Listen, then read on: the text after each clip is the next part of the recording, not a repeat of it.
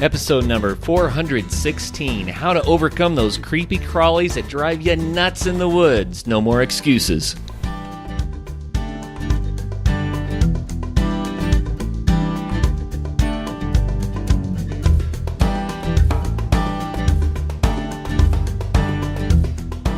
You're listening to the Adventure Sports Podcast, brought to you by 180 Tech. We talk with adventurers from around the globe to bring you the inspiration and motivation you need to get started in the outdoors or to keep you moving if you're already there. Now here's your host, Kurt Linville. Hi friends, Kurt here. Thank you so much for listening to the Adventure Sports Podcast today.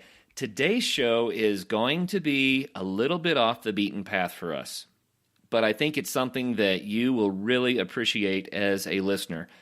We're going to talk a lot today about how to combat against illnesses that are brought on by things like ticks and mosquitoes, insects, bugs.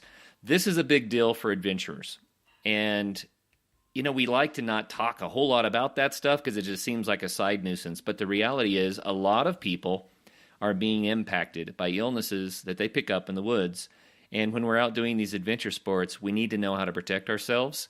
And so I have an expert here with us today. Emily Dix is on the line, and Emily is from Kansas City. She is the operations manager for a family company called Proven Repellent, and she has a new product that may solve a lot of our problems. And we're not going to make this into a big, 45-minute infomercial, but what we are going to do is try to educate you about what some of the dangers are of these illnesses and how you can protect yourself and what the various options are for ways to deal with this nuisance problem. So, Emily, welcome to the program. Hello, Kurt. Thank you so much. It's nice to be talking with you today. Yeah. So I first heard about this product, Emily, at Outdoor Retailer. And I think that there's been a huge gap in the outdoors industry as far as a way to fight against ticks and mosquitoes especially, but there are all sorts of other pests, no-see-ums and fleas and, different types of biting mites. And there are all sorts of little creepy crawlies out there that are a real nuisance, if not even a danger to people. But the problem is we've had to rely on DEET for a very, very long time now. And, DEET can be effective. We both know that. But we also know that DEET has a bit of toxicity related to it, and there are people that are very concerned about that who like to avoid using DEET, but in so doing, they could be exposing themselves to some of these illnesses that we're going to talk about. So we'll come back around to your product here in a minute, okay? Perfect. But your product is kind of a new alternative to using DEET that is different than a lot of the other natural products that we've seen kind of bump around in this realm over the last few years. But first, let's try to give people a little bit of information about what these risks are, what types of illnesses are out there. And I don't want to just scare people. Our show, the Adventure Sports Podcast, Emily, is all about trying to get people outside, not scare them to stay inside. But this is a reality. If you are outside, you're going to deal with these things. Exactly. I think people need to be educated, right? Well, and the whole kind of premise behind the company was we wanted to create worry-free outdoor enjoyment for people, and that is, whether you're doing adventure sports, you're gardening, you're just in the backyard, like having a burger and grilling out with your family. So it really applies to so many groups of people. But like you said, I talked to a lot of people at the outdoor show as well. The bugs are becoming a danger to some of these, athletes and people that are in the woods all the time, and they're giving them debilitating diseases. So while the products are also meant to help you enjoy the outdoors and not be annoyed by pestering bugs and eaten alive, it's also, preventing dangers for people who spend a majority of their time outdoors, whether it's training or for work or whatever they may do. But our whole premise is worry-free outdoor enjoyment. Well, that's cool, and I think that will really jive with our listeners because, we're the outdoors people. That's what the Adventure Sports Podcast is all about. Now, Emily, I grew up in northeastern Oklahoma. Okay. And the reason I bring that up is because we had tick problems, tick infestations that were beyond belief. We also had mosquitoes and a lot of other things, fleas and you name it. But ticks were just the huge one there. And so I have a lot of history in dealing with those things. And lucky for me, I didn't get sick. And I'm not exaggerating. People will say thousands and thousands, and it's an exaggeration. I'm not exaggerating. I have been bitten by ticks thousands and thousands of times. I got really, really lucky because I never got sick. But I know that some people get one tick one time, and they get Lyme's disease. Right. And is Lyme's prevalent in the Ohio region? I know it is in like Minnesota and Wisconsin and some of the northern states. It was Oklahoma is where I was from. So. Oh, I thought you said Ohio. Sorry. Nope, it was Oklahoma, and it does happen, but I don't think when the years that I was growing up that it was as prevalent as it was in other places. There are other places where it's much more of a danger. Yeah, and I think, I usually, like, I remember going to just a local camp. I'm from Kansas City, but our elementary school would go to this place called Wildwood, and it was like this exciting sleepover camp. And we would do tick checks every night, and we rarely found any, but you could always, if someone had it, it was very easy to spot. But I spoke to a girl at the Outdoor Retailer Show who said she was in Missouri recently and had she had 15 tiny ticks that were like embedded in her calf, removed by the hospital. And she was hospitalized for a little while. She said it was just like the most horrific experience, but they were so tiny, she couldn't even really detect them until it was kind of too late. Yeah. So, lucky you didn't get sick, but it does help when you can kind of feel them immediately and spot them. But I know the tick checks are just part of, nightly routines in some areas. It does seem, too, that if you're living or playing in an area that doesn't have as much of a tick problem, then you're going to have a mosquito problem. And that's because the environment that is healthy for ticks, that goes away when you get cold enough winters. And as a rule, it just diminishes, right? But then you're in areas where the mosquitoes thrive. And so for whatever reason, you're going to have one type of a pest or another. Right. So you also mentioned to me that you used to like to take canoe trips. Yes. Let's talk about that a little bit. Sure. We have a big outdoor history with my family. I grew up going to camp. My mom grew up going to camp in Minnesota. It was a camp called Comegee in Bemidji, Minnesota. So she sent my brothers to camp when they were in elementary school. Actually, my brother Jamie was like, I want to go to camp this summer. I want to go for 8 weeks. So he got to pick, all the camps sent in their little videos, and he got to pick the camp he wanted to go to. So that camp was Koochiching, and that's in International Falls, Minnesota on Rainy Lake. And so my brothers went there for 15 years, and they would do these 600-mile canoe trips out, in the Arctic Circle and on Hudson Bay, and it was just amazing what they've seen. So anyway, my mom was part of that camp in a way, and then it had a 100-year-old tradition, and so she helped the founders. It was an all-boys camp, and she helped the founders launch a girls' camp that was built kind of on the same fundamentals and the wilderness tripping and going into the Canadian let's see what would be like Ontario and some of those places. So anyway, I was kind of part of that camp launching. I was on the first inaugural canoe trip, and we did the Turtle River in Canada. So before that, I went to summer camp, but it was mostly, you did crafts and things like that. So this was a totally different experience with like extreme trips. And we did, our first trip was 120 miles and 10 days on the water. And it was the most fun I'd ever had. It was just pure fun. I think there were 10 girls, and it was just beautiful. So I really fell in love with that. And my mom has since become the director of that camp and has been the director for the last 15 years. It's called Camp Ogeechee-Dockway, and that's in International Falls as well. So Ogeechee-Dockway? Ogeechee-Dockway. Did I say that right? Yes, you did. It's a Ojibwe, and it means strong-spirited women. So, cool. It's for girls, and they have a program called the Chickadee program, and that's for like 10-year-olds.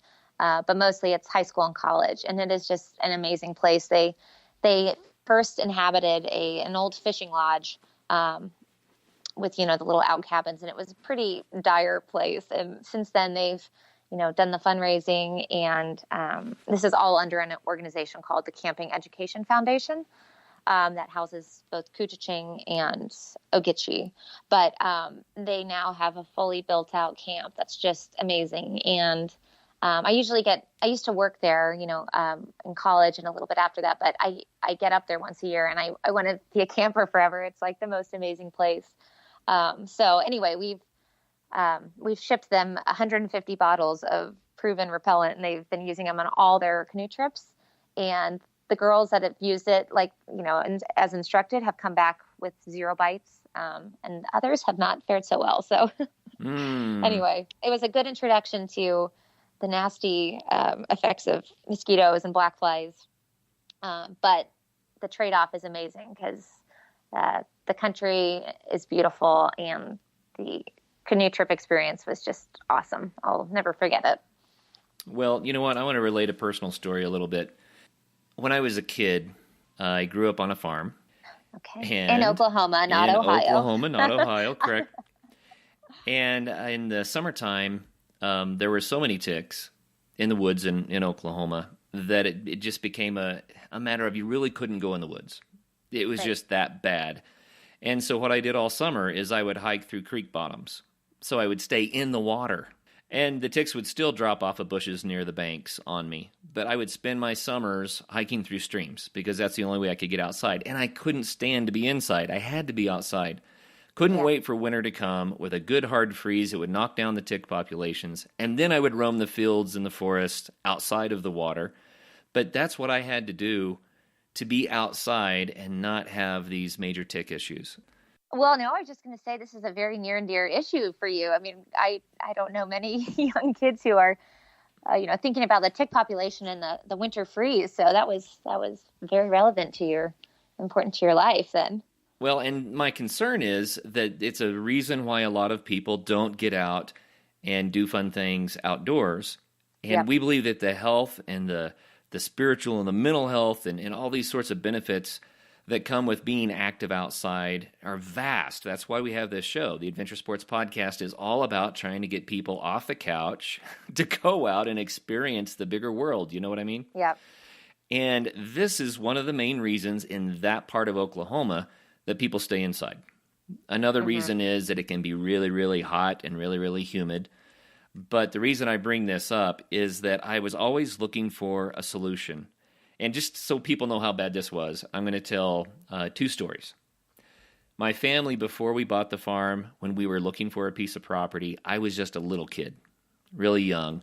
And we went traipsing through the woods on this piece of property one summer day.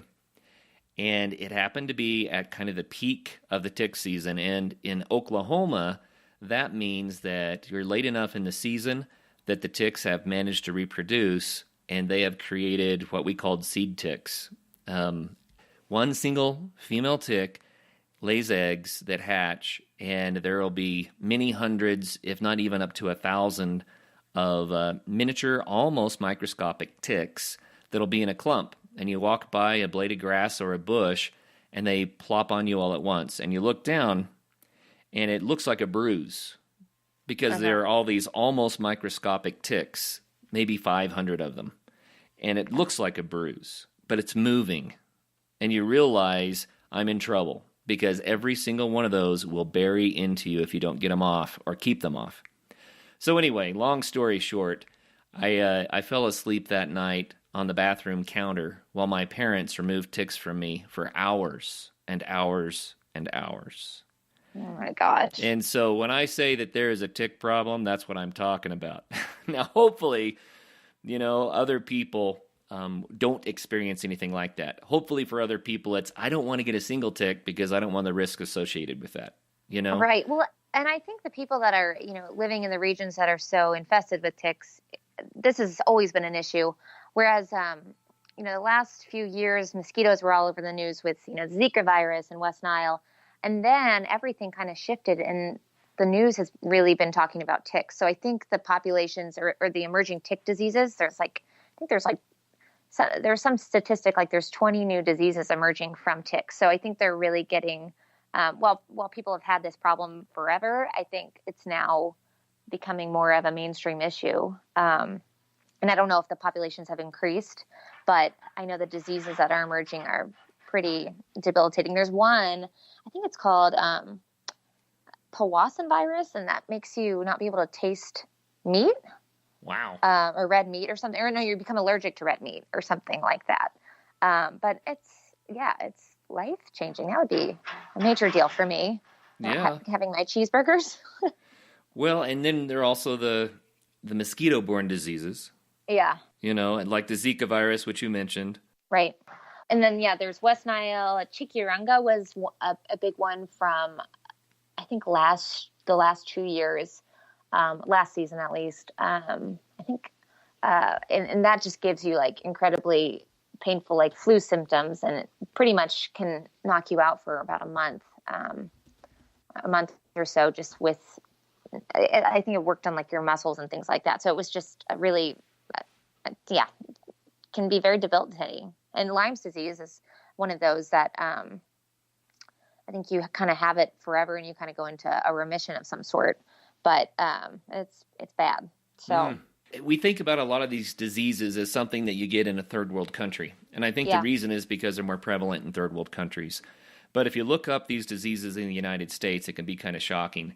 Did you know that the plague is alive and well in fleas, especially in the southwestern and western U.S.? Yeah, that is crazy. Yeah, it's kind of a scary thought. It's usually bubonic, and it's not that it's so prolific, but there have been an average, according to maps and statistics from the CDC, the Center for Disease Control. They say that there have been between 1 and 17 cases per year for the last many years of the plague in the United States.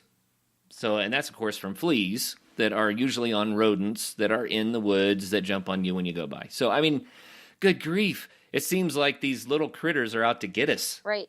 And you'd think that they're, it's so unlikely that would never happen. But, like, the statistics are pretty crazy if you think about it. I mean, that's actually existing here. And you're right. You do think of it as, like, the third world countries. I know Zika was really prevalent in South America and, Latin America. But then it started climbing into Florida and into Texas. And, it's pretty scary, and it's one of those things that can get out of control really quickly. So, you think about these diseases are just kind of, rampant in these other countries, and we're just very fortunate not to have as much of a problem, but there's still a big problem. There's still dangers but you can't live in fear, so you don't want to like not go outside, but there are ways to protect yourself. So. Well, and I'm not going to claim to be an expert about any of this, but I kind of laugh when I see the advisories that get put out by various government bodies on how to combat, for instance, ticks. They say things like wear long sleeves, wear long pants, tuck your pants into your socks so that they can't get to you. And that just makes creepy crawlers. What makes me laugh about that is in Oklahoma, they could easily get through socks, not a problem. And they could even get through seams in your jeans. I mean, you're going to get ticks no matter how much you cover up. Maybe you could put on one of those fireproof asbestos-like suits, and I know they're not asbestos these days, but every 5 minutes you could have someone like torch you with a flame. But beside that, you're not going to get the ticks to stay off of you by tucking your pants into your socks. Well, yeah, and there's this woman I follow on Instagram who lives in Maine, and she lives in kind of right on the water, and they have like kind of a compound and grow their own food, and they're really a neat group. But anyway, she posted a picture of her son wearing a tick suit.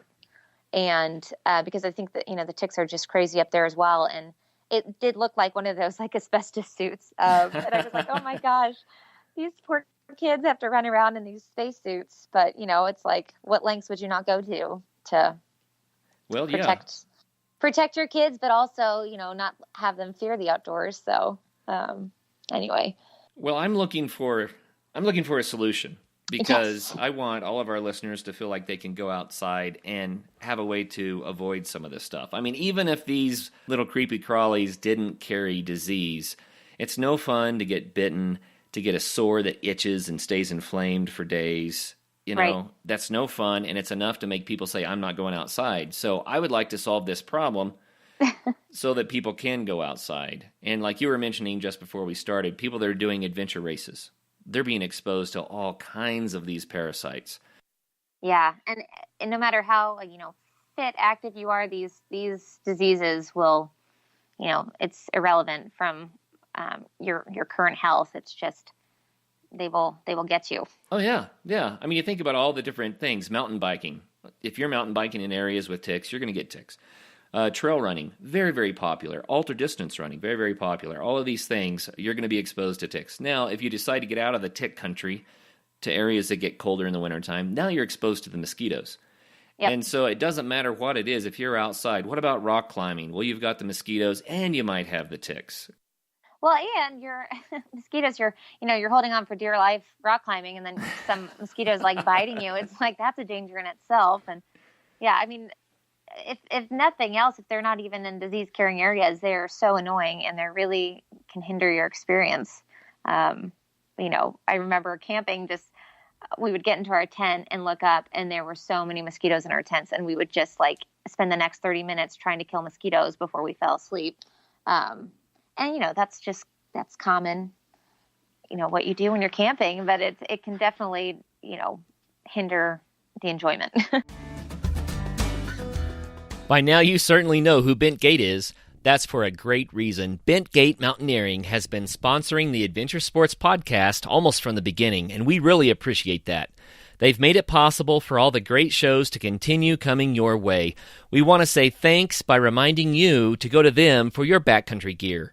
If you live in Colorado, then just stop by their store in Golden. If not, go to bentgate.com. They have what you need, from the latest ultralight gear to the tried and true classics for climbing, hiking, and camping, like Arc'teryx, Hilleberg, Nemo, Western Mountaineering, and many more. Need advice? They have you covered there too. Their staff are passionate adventurers who can offer help from their own experiences. Bentgate also hosts lots of events and speakers. Check out their website to see the schedule and to see all of their products. Help take care of the Adventure Sports Podcast by getting your gear from Bentgate Mountaineering.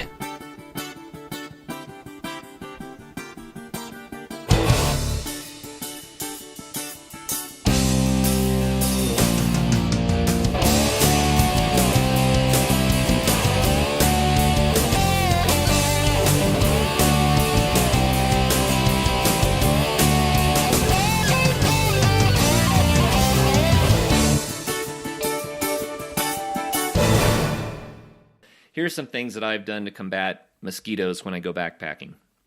I know this is crazy, but I use a bandana, and I wrap it around my neck so they can't land on my neck and bite me.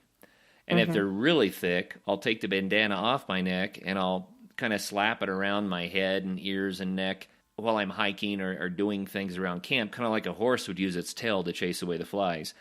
And it works. It is a solution, but the mosquitoes can get to the point that it's not adequate, and it's annoying because you're constantly trying to shoo the little guys away. So anyway, I've tried DEET, and I have found that DEET works, right? Yeah, but I've also DEET works. I've tried other things, citronella-based insect repellent. First, I don't like the smell of it. It drives me nuts. I don't like the smell. But that said, it doesn't work perfectly. It might deter them a little bit, but it didn't seem to be really good. My favorite was catnip. Have you seen the catnip products? I have, actually, and that is so interesting. But I hear it works. Well, it works until it starts to wear off because it doesn't last very long. Yeah. And that has been my experience. And then the other thing that always made me laugh about it, and of course I don't have any proof of any of this, but it says has not been tested with wildlife, meaning we don't know what's going to happen if a mountain lion's in a neighborhood and you're covered in catnip, right? Yep. And I always laughed at that. Oh my gosh. Well, oh my gosh. It's one of those things where you think, well, I really shouldn't have to think about that. You're the new fancy feast. And here's one that also works very well, and I can attest to it. You find some really thick, gooey mud, and you smear mud on all your exposed skin on your whole body, and it does work very well. It's a great solution if you don't mind walking around like the swamp monster. Exactly. Which, yeah, I'm sure it's an effective solution, but it's probably not as enjoyable. But Well, it's, people pay for mud treatments and mud massages and things like that. So I guess there's a 2-in-1 benefit there. yeah, sure. Of course, you hike off the trail and try to get to back to your car, and someone might call the police. It's Yeah, exactly. it's scary stuff when some scary monster walks out of the wood covered with mud and leaves. And I'm What have kind you of been joking doing? about that, but people go to extremes, and the worst Yeah, extreme of all is staying indoors. that's true. And so, do you have a solution for us? I want people to hear about this because I really think this is a problem that we have to solve. Yeah, I do. We want to talk a little bit about Proven. It's our brand new insect repellent brand that we just launched this year. And I'll kind of go back a little bit because this is, we're a family run business. My dad is the owner, and I've been working for him for the last, 5-6 years. But we've been in the industry for about 10 years with a different product called Mosquito, and that was a citronella infused wristband. To your point, citronella is great in some circumstances, but it's not going to work in every situation. So the way you wore that was just, it was infused in a wristband, wore it on your wrist. But yeah, it could work great for a backyard in the Midwest. But if you're in Florida, in kind of a swampy area, or if you're in the North Woods, it's only going to get you so far. It's kind of what you're up against. So we wanted to, especially with the emergence of all these diseases coming out, we wanted to come to the table with something a little bit more effective that was still in line with our all natural goals. But we wanted it to be really effective because we understand that when people prefer natural options, but if they don't work, they're going to still use DEET. And DEET is a really effective repellent, but it's also very toxic. It has adverse impacts to the nervous system. It can melt gear. I know that in the camping world, at least, that's on a lot of non-DEET products. Some of the promo lines are, gear safe, because DEET can literally melt synthetics. It can melt plastics. And then we're putting that on our skin. So, if sometimes you put it on your hand and you can taste it in your mouth, it's that, awful, but it works. And people, given the current landscape, are going to do what it takes to work. So anyway, DEET is very prevalent in the bug repellent category. It's like the number one ingredient used by all the big brands. And there's a big DEET lobby behind it. So that's why it was developed by the U.S. Army. And there's just a lot of promotion and pushing of DEET. However, so our product, our new product Proven that we developed, just because of all this, we wanted to offer a health conscious but highly effective alternative to DEET. Picaridin is a synthetic ingredient. It's modeled after compounds found in black pepper. So it has some natural origins and plant-based biology, but it is still a chemical. It's a gentle chemical. So picaridin as an ingredient was developed in the 80s. And so it's been around forever. And it's interesting because it is such a great alternative, and it's just underutilized in the market for whatever reason. It's a really effective ingredient. It's more effective and longer lasting than DEET, but non-toxic. Whoa, so the fact really? that it really has, it has had like little exposure given how effective it is and how safe it is to use. So will you spell it for us? Because it's hard to... It's picaridin is Picaridin.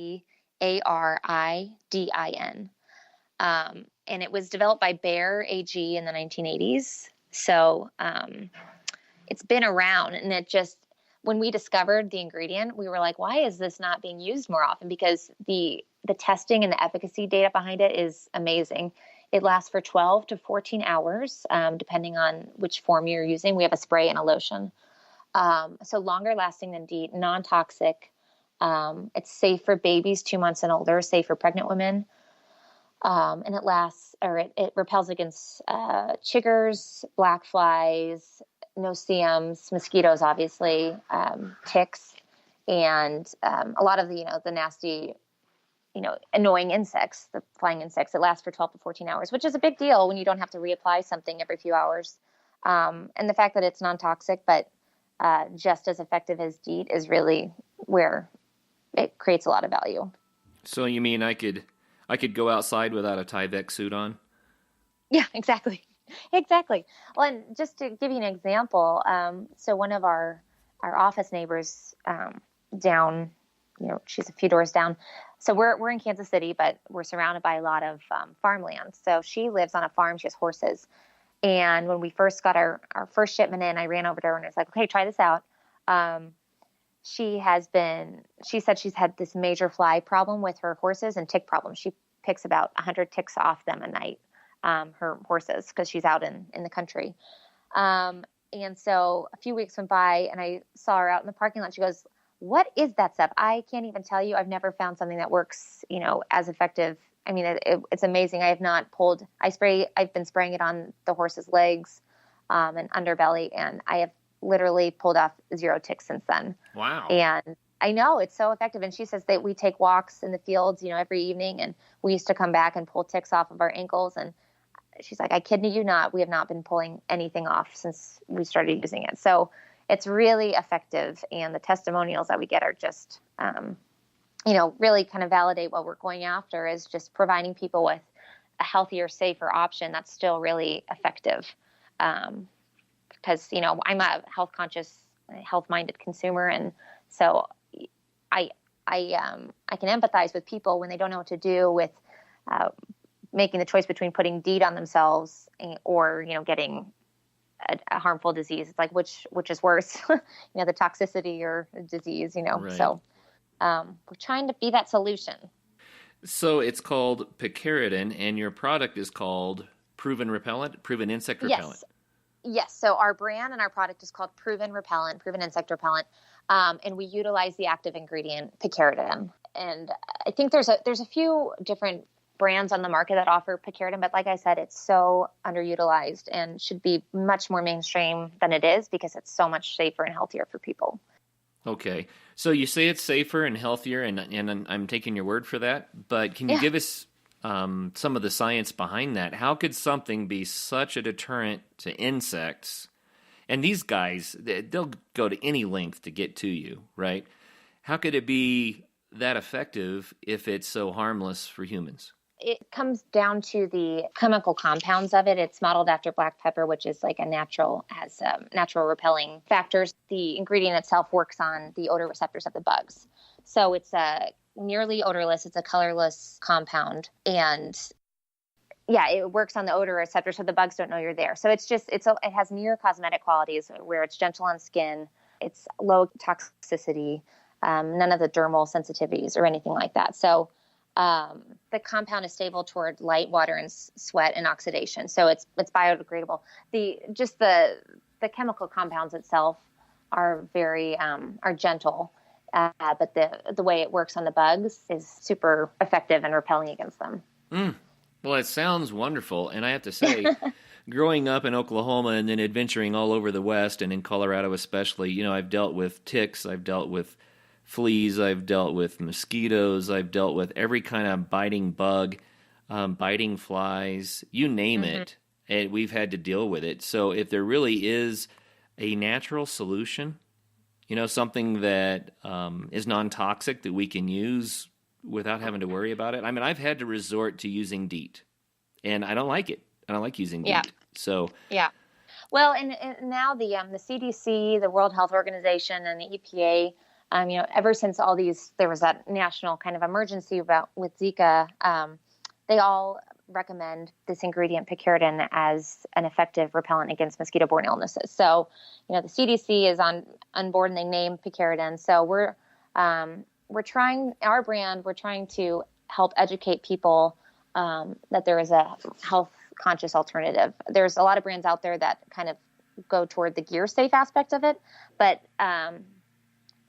they also have DEET products in their product line. So if you go too far with it's non-toxic, it's safer than DEET, then you've just alienated the rest of your products. So we're a strictly picaridin-based repellent, and will always be that way. And so we have a lot of room to really promote and help educate consumers that this ingredient itself, whether you pick our brand or not, is so much healthier than DEET.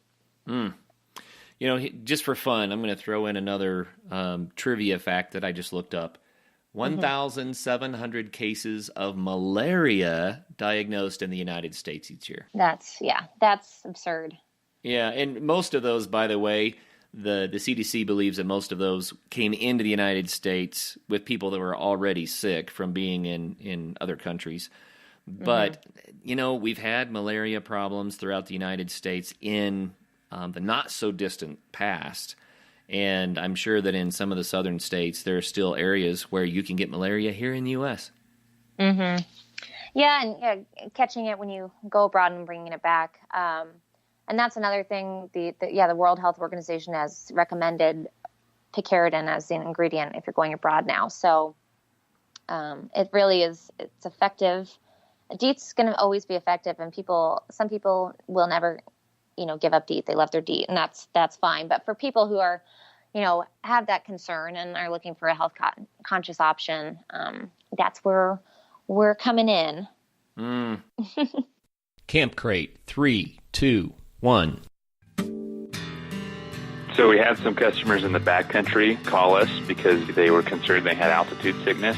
And we were able to talk them down, get them to a safe place, create an emergency plan. We were willing to do anything we needed to get them out of there. But they ended up taking our advice, still having a really good trip. Camp Crate is a gear rental trip planning service. We will plan a backpacking trip for you if you don't have one planned, and then we rent you all the gear, send it to your house, send it to your hotel. Anywhere in the U.S., we will ship you gear. And then once you're done, you put it back in the box and return it back to us. Most of our customers are first-timers, so we want to give you the confidence to go out into the wilderness with the right gear and with the know-how. With 24/7 support, we're able to really make you feel comfortable out there while at the same time definitely challenging yourself. A lot of people have told us it's been life-changing for them or their best trip they've ever done. Campcrate.net. Got it, Mason. That's a take. I went to Kenya several years back and just fell in love with the country and the people, and it was a trip of a lifetime. But I saw things there because of poverty and not very good access to healthcare. A lot of the diseases that, we would manage to treat early in the U.S. have gone untreated there, and you begin to see things like elephantitis, right? Or the advanced cases of malaria. And I have to tell you this, it's kind of some scary stuff. We're driving down the road. A good friend, Joseph, was driving Matatu for us, and we see 3 guys sitting on a man who's laying face down in the dirt, and they're waiting by the side of the road. We look at him, we say, well, what's going on? And he says, oh, that's malaria. He says, those are his friends. They're taking him in. And we said, well, why? And he says, well, when malaria goes untreated long enough, then one of the side effects is a form of mental insanity. And so when someone gets to that point, then their friends have to restrain them and take them into an institution where they can be cared for because they become dangerous to themselves and others. I was like, wow, malaria will do that? Wow. Well, you hear the death factor and the death statistic of malaria, but you don't really hear, the other side effects and the impacts of it. That's crazy. I had no idea. Yeah, and there's a really sad ending to this story, and I'm going to tell it just so people know how dangerous some of these diseases can be. A few years later, we found out that Joseph's wife had died, and it was from malaria. But it got to the point that she actually pulled all the firewood into their home and started a fire inside of the house because of the mental illness side of the disease. And it's just so scary to think that diseases like this exist. And I don't say that to scare people out of the woods. I live in the woods. I spend as much of my free time as I can outside in nature. And for me, I would still do it even if there were no way to repel these insects. I would still do it because I love it that much. It's a risk that I'm willing to take. But the idea that there's something that could actually be effective, not just here, but when you're traveling overseas to keep the bugs away, that sounds great to me. So how can people get more information or even get the product? Yeah. So, and I'll explain a little bit about our product line. We have a spray and a lotion The spray comes in 2 variations. We have a gentle scent and then an odorless. And the same for the lotions. We have an odorless lotion and an odorless or gentle scent lotion. And it's funny because you talk to people, and we've done some focus group surveys, and one of the number one complaints about bug repellent, despite the toxicity and all that, is the smell. People hate the smell of bug repellent. And so anyway, now that we have this odorless option, people are very excited about that. So that's been a great seller. I personally carry around the travel size odorless lotion. I kind of like being able to just have targeted application. It's easy to put on your face. It's a great product for kids too, because there's no inhalation if you're spraying it on them. But you can find all of those products on provenrepellent.com. That's provenrepellent.com. And for listeners, we have a coupon code. It's outdoor20, just the word outdoor with the number 20 after it. And if you enter that at checkout, it's 20% off your order. So you can also find us at select Dick's Sporting Goods stores. We're in some of the coastal stores right now. Meijer food stores, if you're in the region where Meijer is carried, and then Westlake Ace Hardware. So we just launched in May of this year, so it was kind of a late start to the season, but we're excited about 2019, and we're going to be in Target next season. So you can find us there, definitely. Wow, that's fantastic. So the first thing I need to do is go to your website and get some, because I need to start using it here in Colorado and I'm see going to how I send you like some. it. You don't even need to order it. I will send you some. Right on. Well, that's even I better. think you're going to like it. And there's lots of information on our website. We have blogs about the, issues related to the diseases, and the efficacy information is listed, and lots of good content on there about the benefits. And one of the things I definitely like to say is that it's safe for kids, because I know putting DEET on your children is kind of a scary idea, and just knowing the neurological impacts it has. So anyway, it's a great alternative for people looking for a safer option that's really, you're not sacrificing any of the efficacy. It's really effective. So, and I was just on vacation with my family in Michigan. We have a little cabin up there, right in the Pictured Rocks National Lakeshore. Have you ever been there? I've heard of it, but I have not been there. Oh, it's beautiful. It is gorgeous. Just right on Lake Superior, beautiful bluffs.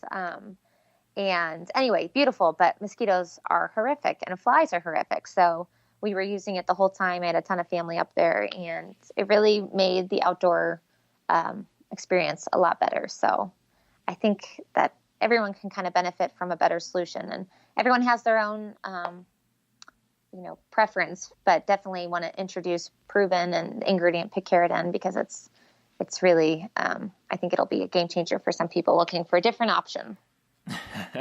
I was thinking about travel, and it reminded me of an experience I had with my stepdad. And we were in Alaska, and we had driven the Alaskan highway and rented a little cabin for the night. And it was my wife and I and our newborn son, and my stepdad and my mom. And as we got out of the car, there were flies, biting flies. They called white socks because they have white feet. And they would drill holes in you as fast as you could blink, and they would swarm any flesh. And so here we are with a very young son. I think he was just a few months old at the time. And we're trying to keep the flies off of him, and we're trying to keep the flies off of us. And we just essentially raced into the cabin and slammed the door. And, of course, flies are trying to get in the door. And the reason I laugh about this is my stepdad grabbed some citronella-based insect repellent. Mm-hmm. And he put it all over the windows and the doors and the screens, and it got so strong that our eyes are watering. We had to leave the cabin. We couldn't even be there anymore. And to make matters worse, I'm, for some reason, sensitive to strong smells, perfumes, and things. My poor wife would like to wear perfume, and it gives me a headache. It makes me feel weak. For whatever reason, I'm one of these people. I just can't be around those sorts of fragrances, right? So you said you have a fragrance-free version, so that makes me even happier. I will be sending you the odorless, Okay, so does it work as well as the ones that come with the regular fragrance? Yeah, because the ingredient itself is odorless. and the bugs can sense it, and that's why it works on, their odor receptors. But whereas citronella, it's totally scent based, and that's an essential, an oil extracted from plants. So that is totally, scent based, and as long with our wristbands at least, they would last for 5 days. But as soon as the scent started dissipating, and you couldn't smell it anymore, it didn't work. So citronella is totally based on scent. This the repellency factor in picaridin is all based, on the chemical and the things that the bugs can pick up on. So the odorless, it's odorless as is. We've added a scent, just it's like a rosemary, lavender, coriander scent, very gender neutral, just to add a preference. But it's funny, it's like the people love the odorless because I think they just want to smell like, if they wear a fragrance, they want to smell like their fragrance. They want to, they don't necessarily want to smell like the way they associate with their bug repellent. So, but yeah, to answer your question, there is no difference with efficacy between the two. Oh, good. That's even more good news for me. Fantastic. Yes. Right on. Yeah, and I'll send you some lotion for your kid. So how old is your kid now? Well, we have 4 kids, and they are all grown up. So this is an old story. Yeah, it's an old story. The son I was talking about just turned 21 this year. And wow. And then we have 3 others that are, spread a couple or 3 years apart, younger than him. So we just got off of climbing 2 14ers this weekend, my sons and I, and our routine is we kind of dash from the car to the tent, make sure the tent stays zip tight so that we don't get eaten alive by the mosquitoes when we camp before we climb.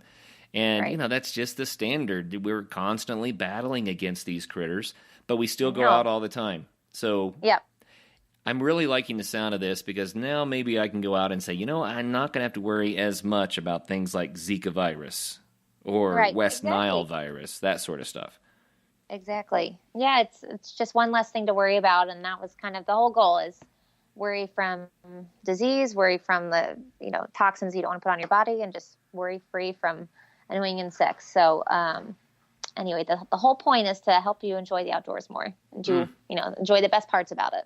Well, here, I'm going to turn the tables on you just a little bit. You mentioned that when you were younger, you did several of these canoe trips and that it was really impactful to you. I believe that when we get out in nature and experience some sort of an adventure sport, an activity we enjoy in nature, that it can change a life. And I would like to know how these canoe trips impacted you. Oh, gosh. I was at probably when I went on my first canoe trip, I was in high school and kind of like a formidable age and impressionable age. And, and as a high schooler, you think certain things are like the end of the world. And I remember thinking like going away for 10 weeks that summer was going to be like, I'm going to have no friends when I come home. It was a very big deal to me. But I got up there and it was like the most pure fun, pure joy. It was girls who were just all supporting each other because we were out in nature, and there were none of those, frivolous, factors that can kind of get in the way of fun or make you feel. I just remember feeling just so confident and having the best time on those canoe trips because you grow so much. There's so much of a sense of teamwork and leadership, and you really find your strengths within a group, I think. When you're in a group atmosphere, it's like you understand you're tested and kind of push your limits, and you understand where you kind of excel and what your strengths are. So I remember coming home that summer feeling so like alive and excited, and definitely, compared to my friends who, drove around Kansas City all summer. Like I think all we did was drive around in cars, in high school and just go from one stop to another. So, it was fun to just have this totally amazing summer. I saw beautiful scenery and just really became more confident, I think, just because of what you're being on the water 10 days and knowing what you accomplished, and then just living within nature. There's such a peace about that. And so it was just a great, that first summer was so impactful to me. But then I, continued on, and you see people just having pure joy. And it's just amazing. Sorry, that was kind of a tangent, but it was really, it's a special thing to be able to do that and share it with people. That's the biggest thing for me, is being able to, share that experience with people, and do that together. Oh, yeah. And that's why we have the Adventure Sports Podcast. It's because we believe in that. We believe in those life experiences. And we always tell people, we've had so many wonderful guests on our show. We have over 400 interviews now, Emily, and we've had, gosh. Some of the world-renowned best mountaineers and people that run amazing ultramarathons and people that have run or biked or walked around the planet, people that have done all sorts of amazing expeditions and explorations, and I love all the wonderful people that we've met. But the reason for the show isn't to try to turn everyone into a mountaineer that's going to climb Everest or K2. The reason for the show is to try to get more people outside, connecting with nature in a fun way, having that community and that interaction that is so beneficial. And the other side of it is you talked about how, you came home knowing that you had this fantastic summer and that you knew more about yourself. You're more confident. And you said, wow, look what I can do. Oh, totally. That's what adventure sports do. Yeah. And especially at that age too, I think when, high schoolers are just kind of in a funny place, and to be able to know that you had this summer totally independent, you could be whoever you wanted to be and be able to just find that peace in nature and see what you accomplished and meet new friends and like the whole thing. And I know with like the adventure sport community, you're meeting new people all the time because you might meet someone. I talked to someone who lived in Denver, and he said the greatest thing about living in Denver is, you'd meet someone, at a coffee shop, and then the next weekend you're skiing with them, in the mountains. It's just like that common ground and that common interest really lends itself to meeting really great people and great friends. So, I'm a fan, and I wish I had more adventure sports in my life in Kansas City. We're hoping to get some mountains in here soon. Just kidding.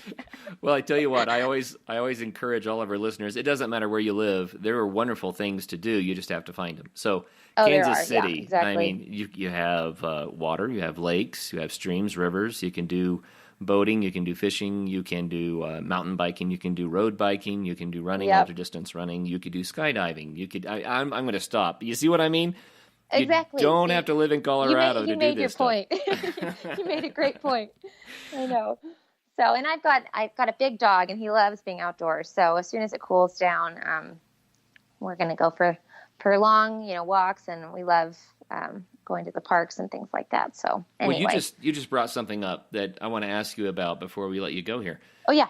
You mentioned, this 10-day canoe trip, and I'm thinking, okay, insect repellent, water, fish, and then you mentioned your pet just now, your big dog.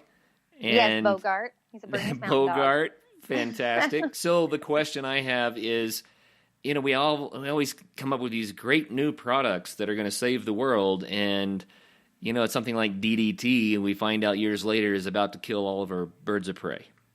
You know what I mean? So has this stuff been tested? It sounds like it's fairly new to the market. Has it been tested with wildlife and fish and that sort of thing? Yes, it's we call it people and planet friendly. It's non-toxic to fish and wildlife. It's not going to, if it gets in water streams, it's not harmful to fish, and it's safe for pets. You can spray it on your pets. You don't want them like licking it. It's non-toxic, but if they're going to be licking it, it's not a great thing for them, I suppose, taste wise. But and they lick it off. But I think it's great to spray on like their paws and places where ticks could get in, find their way up their legs and things like that. So it's definitely safe for pets. Definitely safe to spray on their fur. And we're trying to find a better application for pets, because if you do spray it in their fur, it might kind of like, get gunked up or whatever. But that's next, and we're working on a line for horses as well, because it is so effective and it's safe for them. So. Well, very good. It sounds like a wonderful solution, and it's time. We've been needing this for a very long time. So once again, the website, if I got this right, was provenrepellent.com. Yes. And people can get 20% off by using a coupon code OUTDOOR20. That's correct. And I think it sounds fantastic. And now this takes away one more of the excuses that people have for not getting out there and doing fun things, right? Exactly. I'm with you. That's right. Right on. Well, thank you, Emily, for sharing this with us. And I wanted to share this. It's like I mentioned at the beginning of the show, this is not like the average show on the Adventure Sports Podcast. But it doesn't matter what your adventure sport is. This might make the outdoors more accessible for you. So that's why I wanted to get the word out, because this, to me, is a big deal for outdoor enthusiasts. Really a big deal. So thank you for sharing it with us. Well, thanks for having me, Kurt. It was fun to be on your show, and definitely fun talking to you and hearing stories. That's awesome. So All right. Thank you. Oh, you bet. And, I say it at the end of every show. I always say get out there and have some fun, and now you can do it with more confidence. Pick up some of this proven repellent and tell Emily thank you when you find that you now can avoid all these pests. So until the next show, everyone, make sure that you do get out there and have some fun.